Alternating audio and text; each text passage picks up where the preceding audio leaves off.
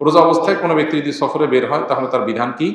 রমজান মাসে কিছু কিছু মসজিদ কয়েক মিনিট আগে আজান দিয়ে দেয়, সেক্ষেত্রে আমরা কোন আজানটি অনুসরণ করে রোজার ইফতার করব?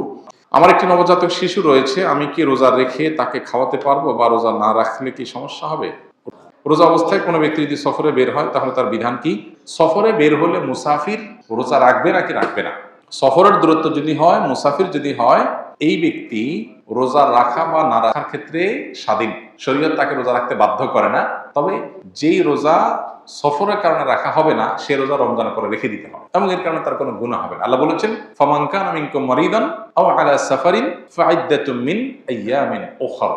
যে ব্যক্তি অসুস্থ হবে, সফরে থাকবে, তার অন্য সময় রোজা রেখে দিলে সেটা তার জন্য রোজা হিসেবে যথেষ্ট হবে। তবে কেউ যদি সফরে তার কষ্ট না হয়, স্বাভাবিক, তাহলে তিনি রোজা রাখবেন, রাখতে পারেন, রাখা ভালো। আর যদি কারো কষ্ট হয়, তার জন্য বরং কষ্ট না করে, সফরে আল্লাহ সুযোগ দিয়েছেন যেহেতু, সে অপশন নিতে পারে, নেওয়া উচিত। নবী সাল্লাল্লাহু আলাইহি ওয়াসাল্লাম থেকে এটা প্রমাণিত এবং এটাতে কোনো হেজিটেশন করা উচিত না। হ্যাঁ, অনেক এমন আছেন যে রমজান পরে আমার আর রাখা কঠিন, কাজে রাখার সুযোগ হয় না, হবে না, তাহলে আমার কষ্ট হচ্ছে না, তাহলে তার জন্য রাখা উত্তম।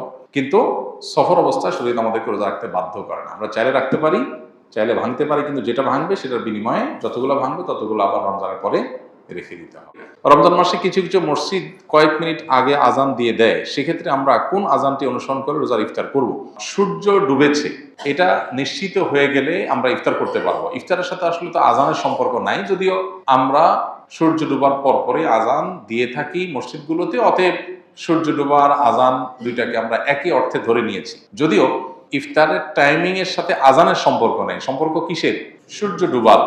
অতএব সূর্য ডুবেছে এটা নিশ্চিত হয়ে গেছেন, আপনি ইফতার করতে পারবেন। এত মিনিটে সূর্য ডুবে গেছে, এত মিনিট পার হয়ে গেছে, মানে নিশ্চিত আপনি ইফতার করতে পারবেন। আজান 2 মিনিট পরে দিলেও কিছু আসে যায় না। এখন কোনো মসজিদে যদি মুয়াজ্জিন টাইমে 2 মিনিট আগে আজান দিয়ে দেয়, তাহলে ইফতার করা যাবে না। আপনাকে দেখতে হবে টাইম, হতে পারে মুয়াজ্জিন ভুল করেছে। অতএব নির্দিষ্ট টাইম যত মিনিটে সূর্য ডুবে তখন আমাদেরকে ইফতার করতে হবে। সাধারণত সূর্য ডুবার যে টাইম, তার আগে আজান কেউ দেয় না। যদি দেয় সেটা ভুলে দিয়েছে, অ্যাক্সিডেন্টলি হতে পারে।